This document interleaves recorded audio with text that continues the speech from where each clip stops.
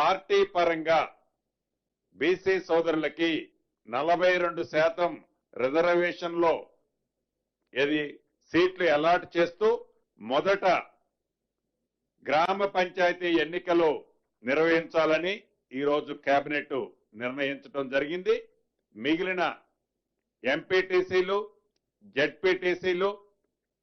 అదే రకంగా మున్సిపల్ కార్పొరేషన్లు అన్నీ కూడా కోర్టులో ఒక కంక్లూజన్ వచ్చిన తర్వాతనే వాటిని నిర్ణయం తీసుకోవాలని కూడా ఈరోజు రాష్ట్ర కేబినెట్ లో సుదీర్ఘంగా చర్చించిన తర్వాత రాష్ట్రానికి కేంద్రం నుంచి రావాల్సిన సుమారు 3,000 కోట్లు గడిచిన 2 సంవత్సరాల నుంచి ఏవైతే ఉన్నాయో అవి కూడా యాజ్ పర్ నామ్స్ ప్రకారం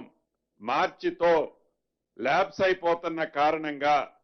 రాష్ట్రానికి రావాల్సిన 3,000 కోట్లు ల్యాబ్స్ చేసుకోవటం ఇష్టం లేక